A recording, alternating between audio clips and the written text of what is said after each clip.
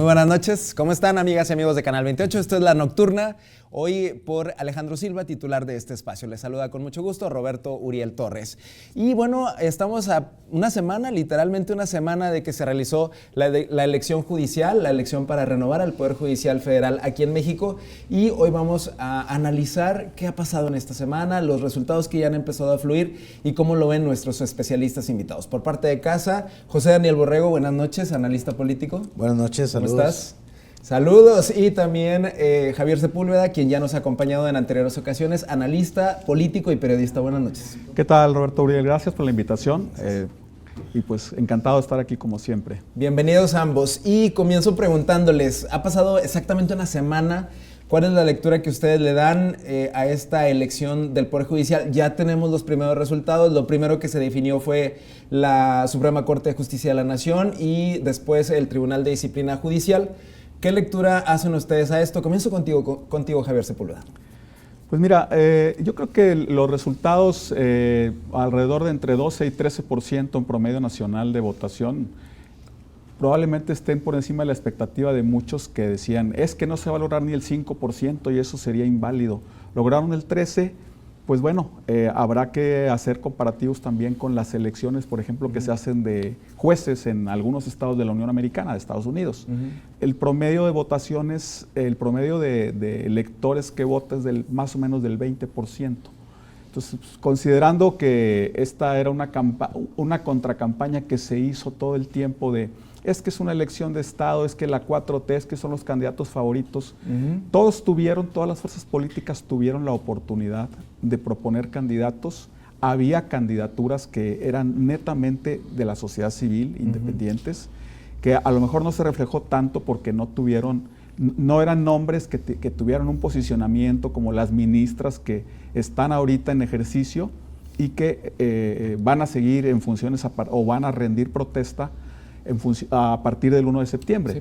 Entonces, podríamos decir que ganaron sí las propuestas en su mayoría de la 4T, como se le dice al régimen nuevo ahora, y probablemente pues era lo que muchos esperaban y además con la contracampaña que se hizo, mira, todos tuvieron con las reglas del juego que había oportunidad, insisto, de proponer candidaturas, algunos lo hicieron, algunos no, pero de que hubo movilizaciones por parte de todas las fuerzas políticas en todos los estados del país, de eso no tengo ninguna duda. Y habrá que ver, poner en la balanza si influyó o qué tanto influyó para sacar candidaturas. Falta definirse todavía las magistraturas de circuito en materia civil, penal, materia administrativa, son como 5 renglones las materias que abarca, y habrá que ver ahí esas candidaturas, porque había estados de la República en donde había propuestas que eran muy regionalistas, muy Nuevo León incluido. Sí. Entonces hay nombres en Nuevo León que todavía no salen, que todavía no tenemos resultados, habrá que esperar a que finalmente madure la elección de aquí al día 15, que se supone que se entregan los resultados finales, y poner ya en la balanza de los resultados finales, cómo quedan también, incluso en los estados que hubo elecciones para renovar el Poder Judicial estatal, que no fue el caso de Nuevo León, esto será hasta el 27, pero hay que analizar eso también, no solamente lo federal, que era probablemente la cereza principal del pastel, ¿no? Sí, los ministros de la Corte, los nueve ministros nuevos, la nueva Corte operará ya no con 11 ministros, van a ser 9 ministros. Bien, pues pone sobre la mesa algunos datos importantes que más adelante vamos a ir desmenuzando poco a poco. José Daniel Borrego. Pues mira, hay varios caminos para analizar esta elección, desde el número de participación, los efectos, qué viene a futuro. Yo creo que desde el punto de vista de la participación ciudadana, pues es un fracaso en el sentido de que al casi 90% del padrón electoral de la lista nominal no le interesó la elección, no salió a votar. Normalmente las elecciones estatales vota los números más bajos que se han presentado en Coahuila o en la Ciudad de México han sido 24 hasta 28%. Aquí en Nuevo León, cuando la elección de Jaime Rodríguez Calderón, que se supone que fue un despertar democrático, pues votó el 60 y tantos %. Pero el que ya vote el 10% sí es preocupante, creo yo, para el partido en el poder porque significa que tu discurso al que le invertiste todo un año, una campaña, impulso de los gobernadores, listas para decirle a la gente, a tu base, los morenistas, por quién votar, no hayas logrado mayor número de votos. Era mostrar el músculo. Entonces, fíjate, de todos los gobernadores, de todo el país, de Morena, solamente lograron que votara el 10%. A mí me causa mucho interés desde el punto de vista político electoral porque significa que no tienen nada asegurado como partido, Morena. Entonces, ¿qué pasó, por ejemplo, en Veracruz y en Durango? En Durango capital mandan a Morena al tercer lugar, Movimiento Ciudadano en segundo, PRI y PAN en primero. En Veracruz pierden alcaldías. Entonces, si tú analizas esos datos, donde hay lugares del país donde ya está perdiendo poder el partido en el poder, donde muy poca gente salió a votar por la reforma judicial, le tienen que poner atención a ese tema. ¿Por qué? Porque en lo que tú crees que es un régimen indestructible, pues no lo es. O sea, para mí es un gran fracaso que el 10% de la gente haya salido a votar. O sea, he visto videos muy tristes y muy lamentables de gente de estados del sur del país, donde por cierto se registró el mayor número de votos como para el candidato de la Suprema Corte.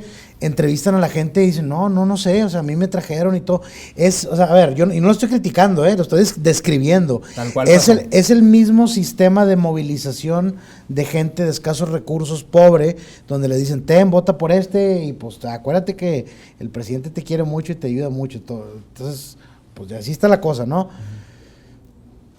Como lo dije la vez pasada, el día de la votación, fue un parteaguas. La gente del régimen de la 4T está defendiendo a capa y espada la elección y los resultados. Sale la presidenta a decir que no se le hizo a la oposición. Salió a decir que eran más votos que los que había sacado el PRI y el PAN en la elección pasada. ¿Vale la pena esa comparación? Pues es que ahí está el tema. No estamos hablando, o sea, porque para empezar esto no es de partidos. Son dos cosas diferentes. Entonces, la presidenta trató de darle ese tono electoral, porque si tú lo ves desde el punto de vista de la participación, es un gran fracaso. Bajísima. Fíjate. Además ella ganó por una votación mucho más grande. Claudia. Y si lo comparamos, así como lo dices tú, si lo ponemos en esta perspectiva que tú dices que el régimen fracasó en movilización, cuando ella ganó por muchísimo más que que los votos registrados en esta elección. Piojo con eso, no me refiero a movilización de que vayan en camiones y acarreo, no. Me refiero a que Aparte, tú hayas hecho que la gente saliera a votar porque estaba interesados. Incluso había gente que estaba interesada, salió a votar y no le entendían las boletas. Entonces, ahí sí creo que hay un tema, porque si se complica la situación, si comienza a fallar este experimento, pues ¿quién va a tener la culpa? Ya no hay enemigos, ya te los acabaste. Sí. No existe oposición en México. Sí. O sea, Morena ahorita tiene todo, o sea, no tiene un solo objeto político que bloquee sus intenciones, no hay nada. Y aún así no se concretó, como bien lo dices, la votación, la participación fue muy baja. Javier. Habría que ver, como dices, el tema, por ejemplo, de Veracruz y Durango, donde hubo elecciones concurrentes también para elegir alcaldías. Ahí debe de tener alertas prendidas a nivel nacional, el Morena como partido. Primero porque esos son indicadores de cómo todavía no se cumple el primer año de gobierno federal y hay caídas en las preferencias, hay cambios en la gente. Y dos, deben estar muy alertas porque casi siempre en la elección intermedia, que sería el 2027 para renovar el Congreso de la Unión, tienden a perderse también un porcentaje importante de diputaciones federales.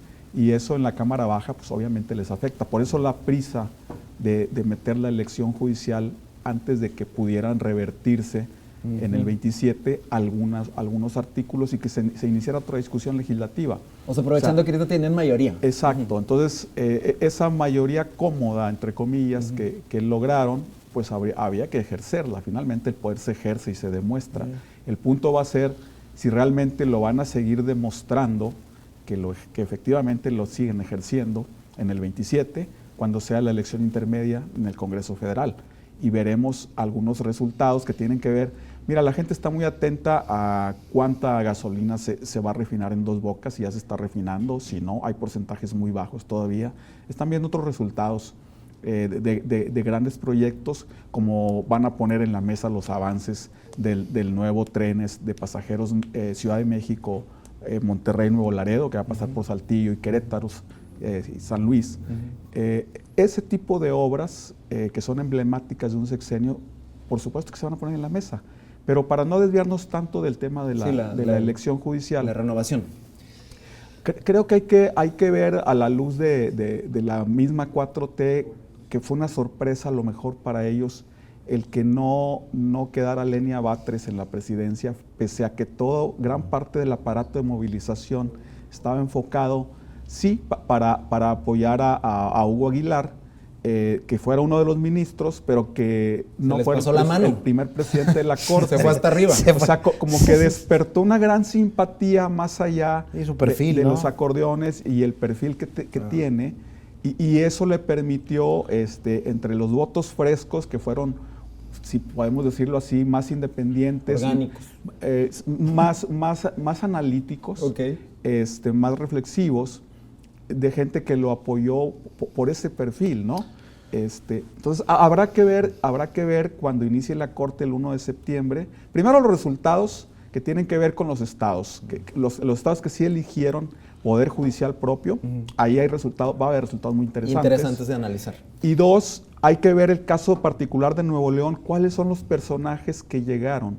Si logramos que se colocara gente, por ejemplo, en la sala superior del Tribunal Electoral del Poder Judicial de la Federación, había una candidatura importante, y si logramos también que en la sala regional algunos personajes entren, y en las magistraturas de circuito hay abogados muy prestigiados de Nuevo León que estuvieron compitiendo y que están esperando resultados. O sea, esta semana que entra a partir del lunes o martes, probablemente empiecen a fluir esos resultados, esos números, y hay que analizarlos también, porque mira, hay gente que sí jugó con las reglas que tú quieras, que eran las reglas que estaban ahí, y jugaron en esa cancha y arriesgaron. O sea, vamos a ver si algunos abogados que se animaron a postularse sacan un buen resultado. ¿Cómo les fue? Sí. Porque para ellos, yo me atrevo a decir que hubo movilizaciones, si tú quieres, desde las escuelas de derechos, de las barras de abogados, desde los partidos políticos, tú y yo lo sabemos. Sí. Pues mira, a veces no pesa amigos tanto, sino a lo mejor hacer una red a través de redes sociales, valga la redundancia, pero partidos políticos, centrales obreras, o sea, sé de movilizaciones que no tengo las pruebas, pero tú y yo sabemos que sí hubo apoyos importantes para mover candidaturas locales, a nivel local. Entonces, cuando decimos, es que la 4T, la movilización, no, yo desde el domingo pasado dije, la movilización fue subterránea de todas las fuerzas políticas. Hubo varias estructuras. Y no hay excepción en ningún estado, y tú y yo lo sabemos. Tengo que hacer una pausa. Ahorita, guárdame ese comentario para continuarlo ahorita que regresemos del corte de Javier Sepúlveda. Vamos a una breve pausa aquí en La Nocturna. Volvemos.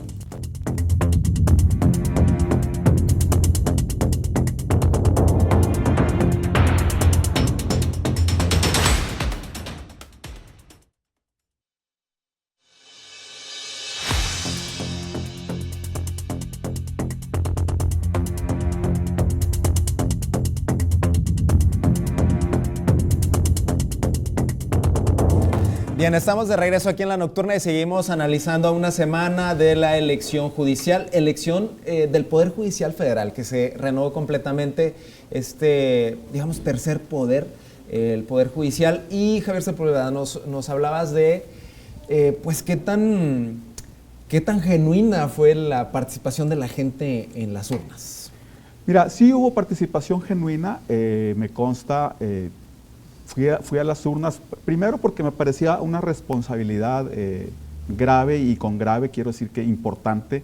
Me preocupaba los ministros de la Corte, por supuesto, pero también magistraturas locales y jueces federales que van a ejercer en Nuevo León. Entonces, ¿qué perfiles había? Estuve analizando algunos. Hay perfiles interesantes, tú y yo lo sabemos, pero sí hubo movilizaciones para apoyarlos, insisto. Entonces, no hay pruebas, yo no quiero poner nombres en la mesa de algo que no me consta, pero mucha gente sabe, y quienes nos esté viendo en este momento, sabemos que movilizaciones las hubo, que hubo reparto de acordeones. Miren, Alguien me dijo, vino el señor que hace entregos de comidas en una moto y me regaló unos acordeones. Y me dijo, señora, si va a votar por algunos candidatos, estos son los buenos.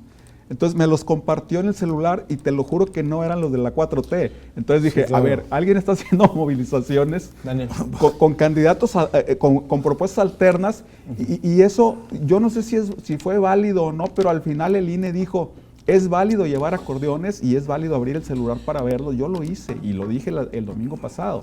Entonces... Mira, eso que dices tú es como ir a comer a un lugar que se ve muy insalubre, sabe muy bien la comida, pero te sientes sucio por estar ahí, por haber estado Nunca has comido taquitos en una esquina de Monterrey, ¿verdad? No. Yo no me refiero a algo callejero, yo me refiero a un lugar claramente, ahorita les platico una anécdota, ¿no? De una taquería que fui una vez, que estaba en un taller mecánico. Está cenando mucha gente. No. No, lo que pasa es que una vez me dicen unos amigos, oye, vamos a unas campechanas, están buenísimas, nada más que me dicen, ojo, se llaman muerte lenta. Yo, ¿por qué? Ahorita vas a ver tú. Llegamos, era un puesto de tacos normal, es muy común que en el día es un taller mecánico, en la noche es una taquería, normal, ¿no? Ya comimos, no vi nada raro y luego pedí una campechana extra, ¿no? Y me dice mi amigo, yo quiero la mitad. Ah, está bien, la parte no la mitad, nos las van a traer y se le cae la carne a mi pedazo, el de él. Entonces el taquero, así con la mano así entera, le hace así el plato, lo hace bola, se lo mete a la tortilla y nos lo vuelve a entregar, ¿no? O sea, un acto totalmente insalubre, pero estaba muy buena la campechana. Entonces, bueno, le perdoné lo insalubre por el buen sabor. A lo que voy con todo esto. Es que en la manoseada estuvo el sazón. Es correcto. Bueno, fíjate, tomando ese comentario, por más que yo pueda hacer críticas hacia el tema de la reforma y todo, me da gusto, por ejemplo, que, a ver, el quien ganó, quien lleva la delantera en la presidencia de la Suprema Corte, es el primer mixteco desde Benito Juárez que va a llegar ahí. O sea, a mí me parece algo que digo, ahora, qué chido, ¿no? Hay que destacarlo. O sea, pues, compadre, mira desde hace cuántos años que no pasaba, ¿no? Segundo, vi que había una controversia porque dice que no quiere usar la toga, ¿no? Que no quiere usar quiere utilizar un traje típico, algo así. A mí también me parece que no hay ningún problema. O sea, de repente, porque a ver, por un lado criticamos la justicia, criticamos los formalismos, pero luego cuando alguien los quiere romper, también te molesta. Entonces, o sea, ¿sí me explico? Y aquí en este punto es donde creo que están los dos extremos que estamos viendo. Por un lado, quienes dicen que el Poder Judicial, que la justicia y bla, bla, bla, bla, bla. Está bien padre el discurso, pero tú te metes al Poder Judicial y te das cuenta que tienen guardaditos de miles y miles de millones de pesos. Oh, que el Poder Judicial tiene un guardadito de no sé cuánto. Y todo el tema, ¿cómo te metes al Poder Judicial? No, pues tienes que tener ciertas palancas y sabes que no sé quién es el que manda. Y al final de cuentas, los ponían los partidos políticos, hombre. ¿Quién ha puesto históricamente al jefe de Poder Judicial en cualquier estado? Aquí en Nuevo León, pues el Congreso, o sea, los partidos políticos. Es lo mismo que pasaba con el fiscal. Yo metí una iniciativa al Congreso para que el fiscal lo eligiera la gente. ¿Quién lo? No, es que el fiscal es autónomo. ¿Cuál autónomo, compadre? Si lo está proponiendo el partido que tenga la mayoría en el Congreso. ¿Sí me explico? Entonces, yo creo que, ok. Y lo palomea el gobernador. La terna veta uno y luego lo regresa al Congreso. O sea, los conflictos que ha habido siempre por esas situaciones recientes y siempre las dudas que hay, ¿no? Negociaron en lo oscurito los nombres y el que van a vetar ya estaba pactado. O sea, mira, siempre la gente se queda con la duda de qué negociaciones hubo detrás, ¿no? Lo que sí le doy de positivo al tema de esta elección judicial es que por lo menos estás moviendo, me imagino como que el Poder Judicial era un agua estancada y le metiste un palo y le empezaste a dar vuelta a ver si el agua se va por algún lado. O sea, estás haciendo que el Poder Judicial se abra, quiera o no quiera. Que hay lugares en algunos estados que están familias enteras ahí, en el Poder Judicial, o sea, viven como reyes, usuelos, ellos mismos se lo ponen, ahí está el tema. La autonomía en México se ha ejercido como impunidad en todos los sentidos. Eso sí esa parte teórica de la reforma sí me agrada. El tema de que todos los partidos al final de cuentas hayan sacado su acordeón, que de hecho vi uno muy creativo, creo que fue, no me acuerdo en qué estado fue, que les daban una oblea, era el acordeón, y era una oblea de sabor, y te la comías al final. Al final te la comías, o sea, Sí, pues para que no lo pescaran. Entonces, sí hubo esta creatividad. El tema es que... Otro punto positivo, ¿no? Salió la creatividad. Es que, o sea, creo yo purificaban el pecado convirtiéndolo en pan. Mira, creo que se debe hacer más digerible. Y yo se lo comenté a un abogado aquí, no recuerdo quién. O sea, y tú hiciste que los abogados le entraran al tema del show, de que caerle bien a la gente, y a la vez estás pidiendo al ciudadano que participe en elecciones súper complejas. Tú veías la boletita y decía PE, PJ, PL, ¿qué es eso? En funciones. En función, o sea, ¿qué significa eso? O sea, bueno, no, pues que a este lo propuso el Poder Judicial, y a este legislativo, y a este los dos, y a este, o sea, era bien confuso. En realidad era muy confuso. O sea, sí creo que se deben de hacer más amigables las elecciones. ¿Y se habrá conseguido esto que mencionas, José Daniel Borrego, que se esté moviendo el Poder Judicial, que realmente se vaya a transformar y que la gente realmente se vaya a interesar de aquí para adelante? Porque pues si ya está la reforma hecha, obviamente va a seguir habiendo elecciones del Poder Judicial. O sea, ¿se estará logrando ese cambio? Y que no haya heredarse esos cargos. Bueno, ahí entramos en un terreno espinoso porque es un tema cultural. Y los sueldazos, y los guardaditos, y las prestaciones ahí ya es un tema cultural.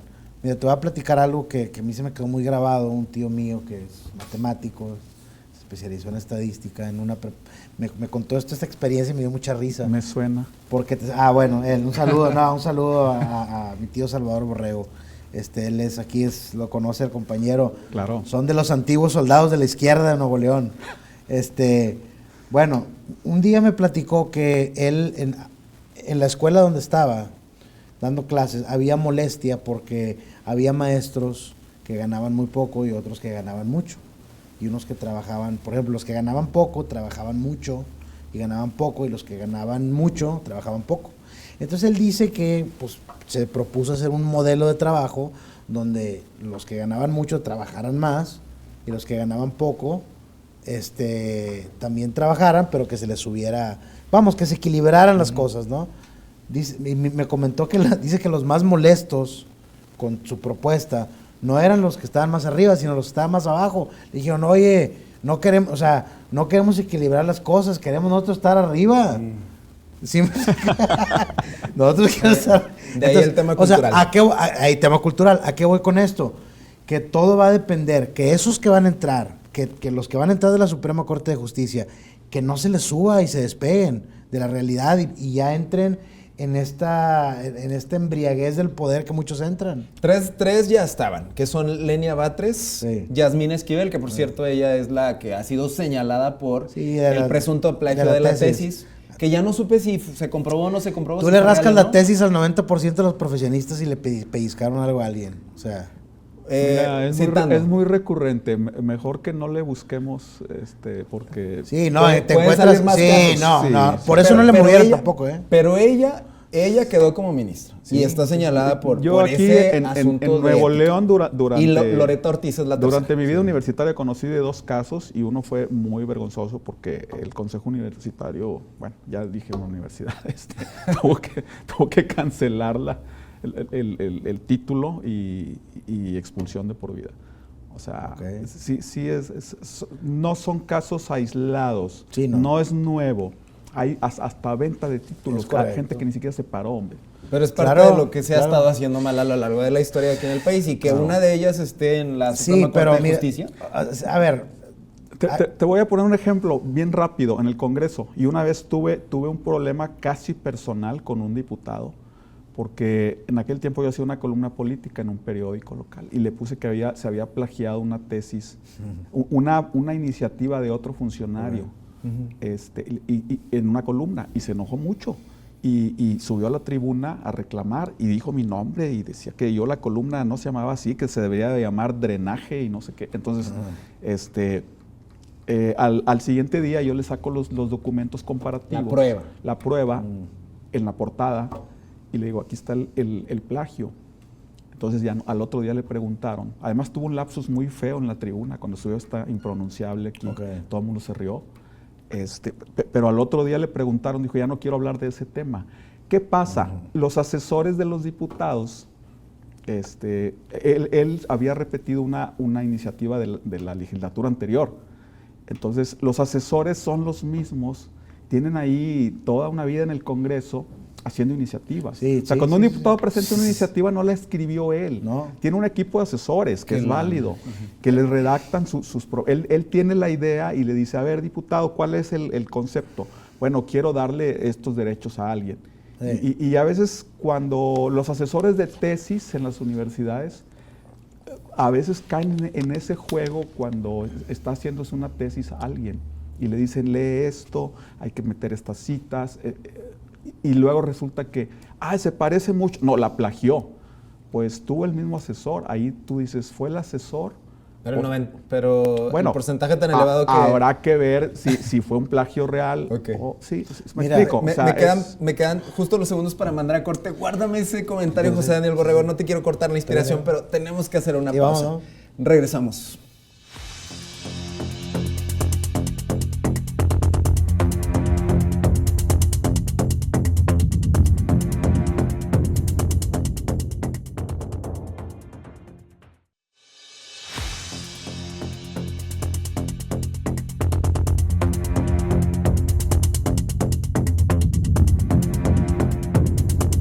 Estamos de regreso aquí en La Nocturna, José Daniel Borrego. El caso de Yasmín Esquivel Moza, una de las 3 ministras que ya estaban en funciones y que, vale la pena decirlo, son afines a la llamada 4T. Sí, mira, aquí yo igual tengo mis sentimientos encontrados, porque por un lado, pues, podemos ver, no, los ministros, estos grandes funcionarios que sobre ellos recae la justicia y deben de tener Pues sí. nivel académico.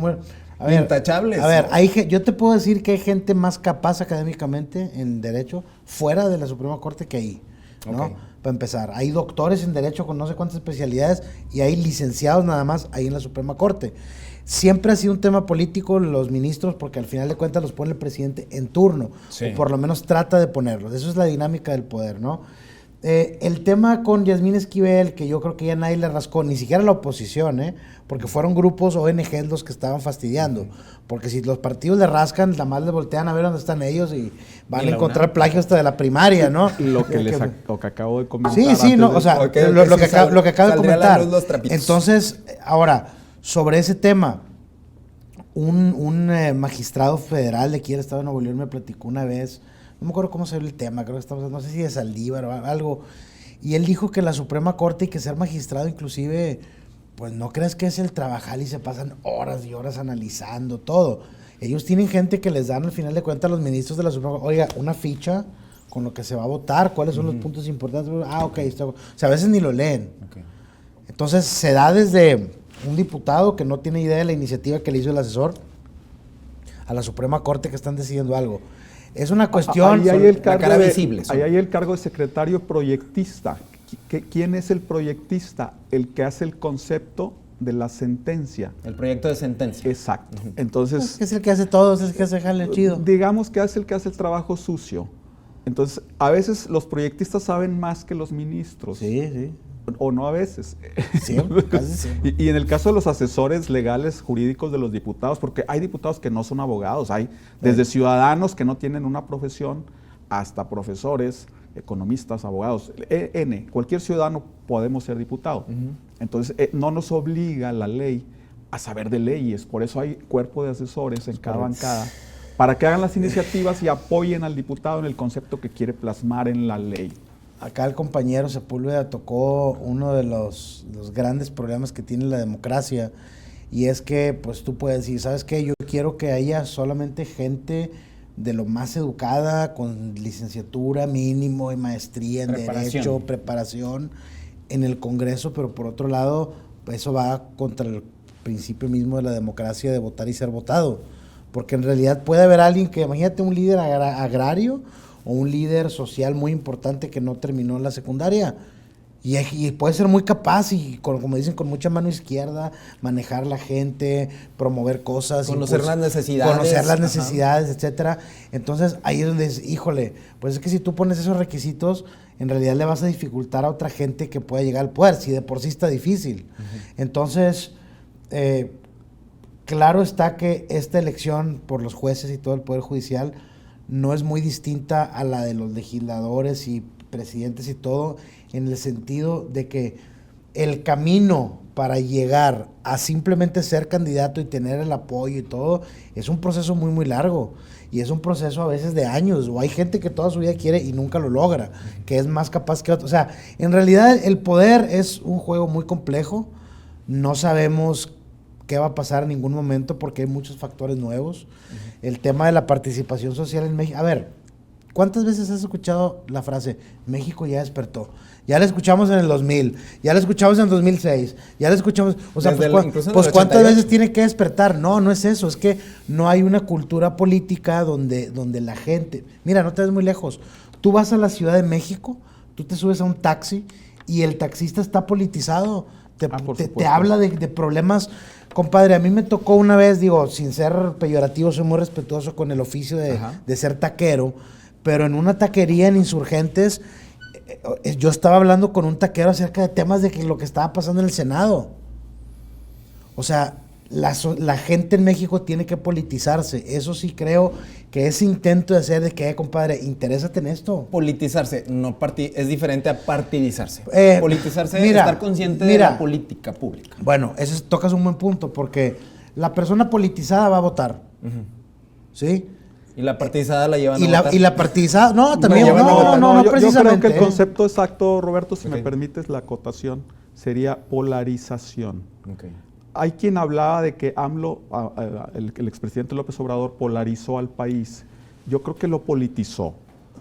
Yo creo que metió a la gente en las discusiones políticas, incluso en las mesas familiares. Las interesó. Exacto. Eso Entonces, es un buen punto. No fue una polarización, fue una politización. De tal manera que ahorita la abstención también, la gran abstención que hubo o el rechazo que hubo a la elección del pasado domingo, de la elección judicial, fue parte de esa politización, que a lo mejor tiene que ver un poco la polarización, pero no se polarizó el país. Creo que el país se volvió más culto políticamente, lo cual es bueno y lo cual es un avance y lo cual ha permitido abrir estos juegos que al final todas las fuerzas políticas, las que sobrevivan por lo menos al 27, tendrán que entrarle a los juegos estatales cuando, en el caso de Nuevo León, por ejemplo, para elegir también al Poder Judicial local, que como decía ahorita Borrego, pues es un interjuego ahí de los partidos políticos, se define desde el Congreso. Entonces, creo que es sano que se hayan impuesto nuevas reglas del juego, que se haya refundado el modelo de elección del Poder Judicial. Si es bueno o malo nos lo irá dando el acontecer, pero eso de las voces fundamentalistas y alarmistas de se acabó la república y han asesinado al país. Es que justamente toda esta semana es lo que ha predominado. A mí me parece que hay un juego en redes muy perverso. Mira, estoy en un chat, si me permiten, de periodistas y analistas políticos y alguien mandó el currículum de Norma Piña y el currículum de Hugo Aguilar. Seguramente ustedes lo vieron. Sí, lo vimos. Y en ese círculo de analistas está un exsecretario de Educación. Entonces, con una sola pregunta que hizo después de que alguien subió eso, y dijo, ¿ninguno de los dos habla inglés? Entonces dije, creo que el chiste se cuenta solo. Hugo Aguilar habla español y habla mixteco. No sé si Norma Piña habla inglés. Yo creo que sí, pero no habla ninguna lengua originaria de este país. Entonces, o sea, me pareció también un ataque racista, me pareció un ataque soterrado, si tú quieres, pero no van por ahí las comparaciones. Pero viendo la lista de todos los que quedaron electos a la Suprema Corte de Justicia de la Nación, de una u otra manera se identifican con el partido en el poder. E incluso algunos fueron propuestos desde ahí. Entonces, y el comentario que esta semana ha predominado es que se inclinó la balanza hacia el régimen desde el Poder Judicial. E incluso se le quitó la independencia al Poder Judicial, es lo que se ha mencionado. ¿Qué piensan ustedes de esto? Mira, bueno, me gustaría antes de entrar a ese tema seguirle un poquito con lo que dijo el compañero acerca de la pregunta que puso, que quién de los dos habla inglés. Okay. Fíjate cómo cambian los tiempos y las cosas. Venía justamente manejando para acá y venía escuchando un podcast de un analista de geopolítica muy importante, y ellos en el terreno de la geopolítica y la futurología le llaman, ¿no? Con base en cuestiones económicas, hacen proyecciones a 10, 15, 20 años de qué va a pasar y hacia dónde.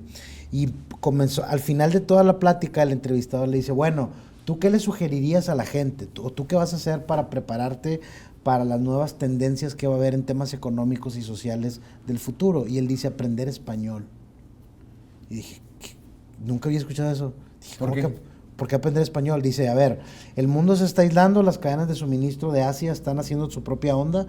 México, que es nuestro principal socio comercial y que aparte en Estados Unidos demográficamente vamos a dominar en los próximos años, todos van a hablar español. Ya la minoría, o sea, ya los que hablan inglés nativo van a irse reduciendo y quienes hablan español e inglés son los que van a dominar los mercados y la economía. Imagínate, o sea, y siempre nosotros teníamos esa idea de, es que el inglés, sí, de acuerdo, pero ahora los que hablan inglés quieren aprender español, porque saben que aquí es donde está el negocio, el crecimiento económico regional y todo. A lo que voy con todo esto es que yo creo que ese tipo de visiones aplicadas a la política como esto, y tal habla inglés, eso ya es irrelevante. Pero bueno, en algún grupo de discusión, me preguntaron por qué ha sido tan eficaz la presidenta Sheinbaum en las negociaciones con Trump cuando hablan por teléfono. Les dije, miren, habla inglés perfecto, tiene un nivel de inglés técnico incluso muy bueno, y eso le ha permitido entablar conversaciones muy coloquiales con el presidente Trump. Entonces, eso le da una gran ventaja a nivel de negociaciones de alto nivel. Pero retomando un poco, dejaste una pregunta en el aire. El tema de la balanza. El tema se partidizó la Suprema Corte. Y si perdió su independencia. Mira, no solamente AMLO criticó a la Corte, la venía criticando desde el mismo Felipe Calderón. Todos recordamos el caso de Florence Cassés, aquel famoso montaje que se hizo para 2 televisoras nacionales, en donde Genaro García Luna, que era en ese tiempo el director de la Policía Federal Ministerial, una cosa así. La AFI, ¿no?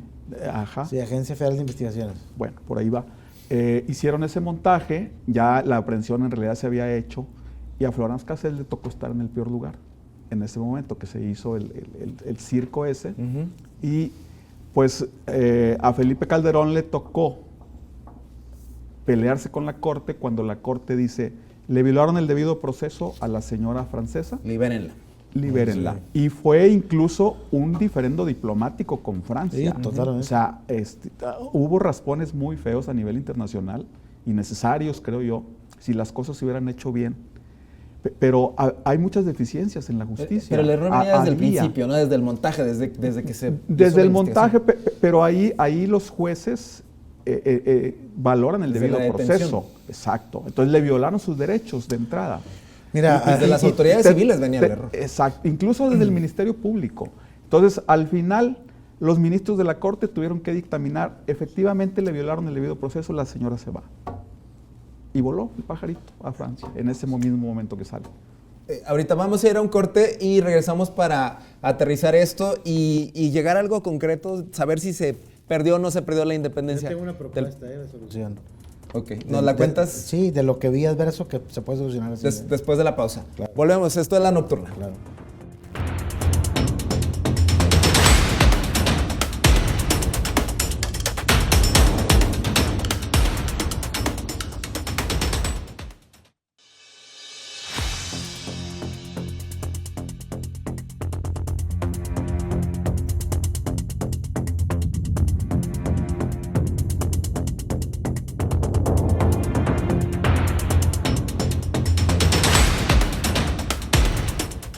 Oiga, seguimos aquí en La Nocturna y estamos analizando la elección judicial a una semana de que sucedió y nos quedábamos ahí en el aire antes de irnos a la pausa de si se perdió o no se perdió la independencia del Poder Judicial Federal, si la llamada 4T o el partido en el poder lo tomó, si se partidizó el Poder Judicial, José Daniel Borrego. Mira, yo creo que los debates, a ver, y a cada compañero que es periodista y que estamos entre personas en medios, lo podemos entender bien. Creo yo que el gran defecto de los medios de comunicación en México es que no son sinceros acerca de cuál es su tendencia ideológica. En Estados Unidos tú sabes que si ves Fox News es de derecha y que si ves CNN es más de centro y si ves otro es más de izquierda. Aquí en México todos juegan a la neutralidad y no es cierto. No hay ningún problema con decir qué piensas, compadre. O sea, di lo que piensas. ¿Me explico? Entonces, creo yo que desde ese punto de vista sí se partidizó toda la elección desde los medios, porque quien la impulsó era un partido político y un proyecto político electoral, ¿no? ¿Cuál es, creo yo, la solución? Que esta elección pueda ser de partidos, pero para esos puestos. O sea, que en el futuro los partidos postulen a los Sí, jueces, ¿por qué ministros, no? magistrados. ¿Por qué no? Porque, a ver, a mí me daba mucha risa cuando, no, es que están militarizando a México y que no sé qué. Tú te vas a la historia de México y los primeros políticos después de que se consolidó el régimen, la Revolución Mexicana, eran militares, Sí, sí, sí. eran generales. Fíjate, Jorge Carrillo Lea del PRI, exgobernador de Morelos, fundador del CISEN, general de división, fue gobernador. O sea, ¿qué te asustas? Ahora, ¿qué te asustas que sean de un partido político? Fíjate lo tonto. El ministro que ganó, ¿cómo se pide? Aguilar. Hugo Aguilar. Hugo Aguilar. Ortiz. ¿Qué dice la gente? Hugo Aguilar es de Morena. Pues bueno, vamos a postularlo a la que sigue por Morena. Vas a perder otra vez. ¿Sí me explico? O sea, yo creo que se debe transparentar el proceso. Yo creo que la intención fue buena en cuanto a ponerlo todo así, demasiado técnico, pero fue muy rápido. Creo yo que para la próxima elección sí se debe hacer un trabajo de autoanálisis en este tema político electoral, ver qué salió bien, ver qué salió mal. Creo yo que lo primero que hay que resolver es cómo hacer que más gente participe. Y entre más gente participe, el proceso se va a ir puliendo. Mejorando. ¿Me dejas poner ¿Coincides? un ejemplo más tropicalizado de lo que acabas de decir? Sí. A nivel local. El actual presidente, y con todo respeto para José Arturo Salinas Garza, sí. del Tribunal Es del Superior de PAN. Justicia, fue diputado panista. Sí, claro. Está Y identificado. luego, Sí, claro. y ahorita es presidente Claro. del Tribunal Superior de Justicia, que ha hecho un papel que no hay denuncias, no hay reclamos, no, o sea, más allá de su militancia, que no sé si renunció al PAN o no tengo ese dato, pero él fue diputado local, incluso fue, creo que, Sí, claro. coordinador de la bancada en su Sí, momento. sí. Y bueno, ahorita ha hecho un papel importante al frente del Poder Judicial y nadie le ha señalado, oye, es que tú eres panista. No, yo soy abogado y estoy haciendo un papel en un cargo que me corresponde ejercer con responsabilidad. Y eso no es motivo de desdoro, ni de ataques, ni de O sea, crítica. ¿tú apoyarías también que los partidos postulen a los candidatos judiciales? Tendría muchos asegúnes a nivel ya de la Corte, pero no debería ser un impedimento. Yo sería muy conservador en cuanto a que fueran con las siglas junto con el candidato a diputado, a senador y a alcalde. Que habría una especie de trampa ahí. Probablemente. No, yo creo que no tuvieran ningún problema ni que fuera motivo de veto el poner en su currículum y ha militado desde tal año en tal partido. Sí, es que a ver, eso ayudaría que la... No, oxigenas las posibilidades de cada candidato y que la gente diga, no, yo soy anti-PRI o anti-PAN o anti-Morena, por no. Que tengan esa visión, que a lo mejor fue lo que faltó de, fuera máscaras, ¿tú en qué partido has militado? O con cuál partido simpatizas. Yo creo que no debe ser motivo ni de vergüenza, ni de desdoro. Mira, estar en un partido. yo soy un firme... Perdón. No, dale. Yo soy un firme creyente de decir qué piensas, cómo piensas y dónde te ubicas según tu pensamiento político. O sea, yo en algunas cosas me preguntan y te digo, pues yo a lo mejor caigo en la derecha, a lo mejor caigo acá en la izquierda, a lo mejor acá caigo en la izquierda radical. Y acá caigo en la izquierda. Ultraderecha. Que son puntos son puntos. Mira, dicen que los radicalismos al final, entre la izquierda y la derecha, la serpiente se muerde Son la iguales, cola, ¿no? claro, por supuesto, son iguales. Así es que cuidado. O sea, no, siempre, o sea, y hay de todo. A lo mejor ahorita en la actualidad, digamos que tenemos más identificado socialmente qué es la ultraderecha y dónde se encuentra, pero la ultraizquierda no tanto, como que no está claro, ¿no? El tema es que creo yo que al desnudarte ideológicamente permites que haya debate de ideas. A ver, yo soy abogado y pienso esto de la justicia. Porque fíjate, en Estados Unidos hay mucho, y estaba viendo esto yo justamente ayer o antier en un análisis que hacían sobre el comportamiento de los grupos delictivos ahora que el fentanilo es muy penado en Estados Unidos. O sea, dicen, es que hay sentencias políticas. Agarraban a un negro con crack y ponle 200 años. Y si es un blanco, pues ponle nada más 5. O sea, No, esas son sentencias racistas. racistas también, pero me refiero a que están motivadas políticamente. Estaba diciendo en el análisis que ahora los grupos pero el fentanilo delictivos... es sentencia de muerte, seas Sí, del color que seas. sí, no, sí, consumirlo, pero yo me refiero, pero me refiero a que las penas, las sentencias que están dando en Estados Unidos por fentanilo actualmente son mucho mayores que con otros tipos de sustancias. Claro. O sea, a lo que me refiero con todo esto es que sí hay siempre política en las decisiones judiciales. Entonces, si hay política, pues desnúdala un poquito, porque los jueces también deciden cuántos años darle a uno y otro según los criterios, ¿no? Si yo veo que hay un juez y me dice, a ver, compadre, yo voy a ser juez y yo pienso esto y esos son mis principios, yo me identifico con este partido, ya la gente va a saber cuál va a ser su visión al momento de aplicar justicia. Y eso es lo que normalmente no sabemos. Vota o no vota por él. Y si vota o no vota por él, claro. Pero ahí entra la cuestión técnica, ¿no? Porque el juez debería de apegarse estrictamente a lo que dice la ley. Totalmente. ¿no? Pero también tiene... Estrictamente. Pero es que este es el tema. Sí tiene que, digamos, impartir justicia, pero sí tiene...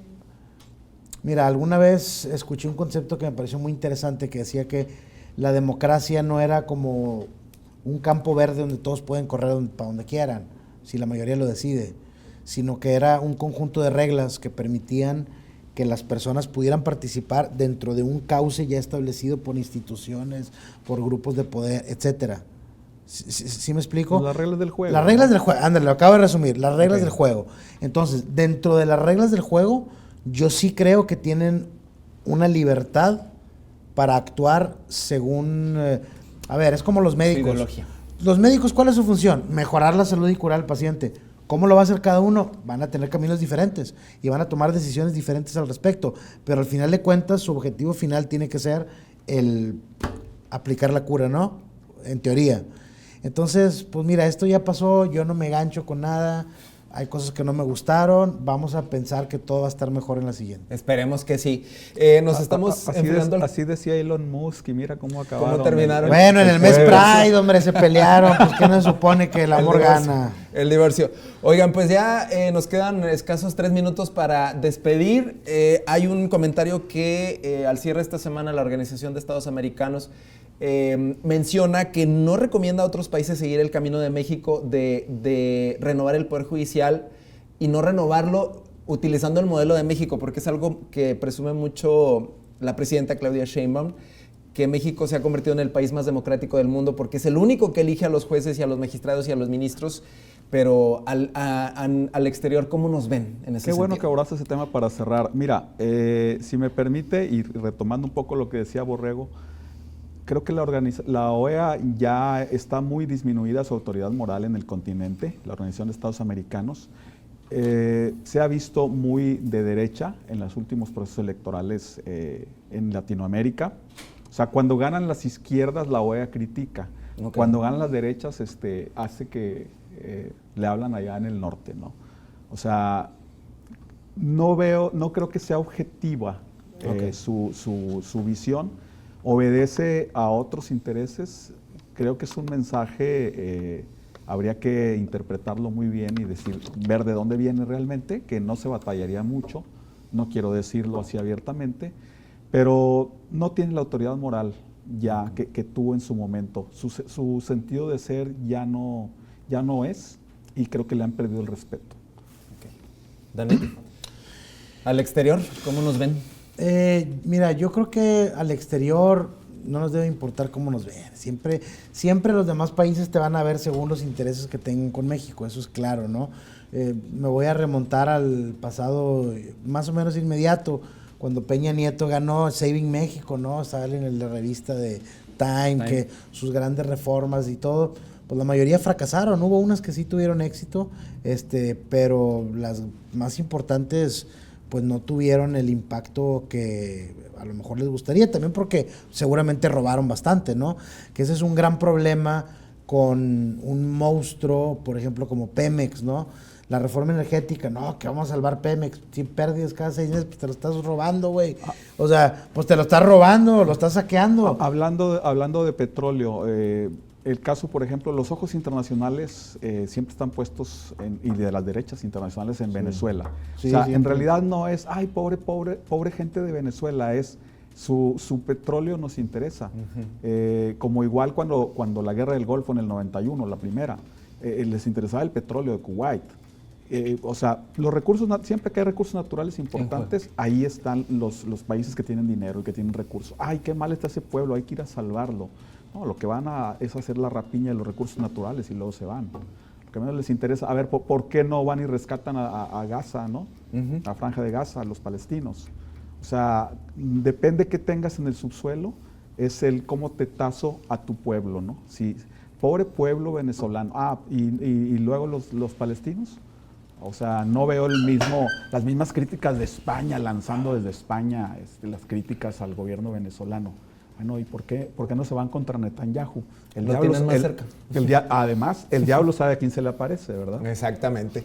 Pues gracias por su participación. Yo creo que este tema va a seguir dando, obviamente va a seguir dando de qué hablar, y esperemos que haya más programas para seguir desmenuzando este tema, porque todavía siguen los conteos. Tan simple como que nos invites otra vez. Correcto. Ustedes dos, y ya se quedan aquí como activo fijo de la nocturna. Al menos para este tema, ¿verdad? La próxima semana ya regresa Alejandro Silva a encabezar este espacio. Les agradezco mucho. Gracias, Javier Sepúlveda. Gracias a ti por la invitación, y qué bueno que coincidimos otra vez, Borrego y yo, para... No. José Un Daniel gusto. Gracias, José Daniel Borrego. Y sobre todo, gracias a usted que nos acompañó en este análisis. La próxima semana tenemos más, el domingo a las 8 por el canal 28. Pásela bien.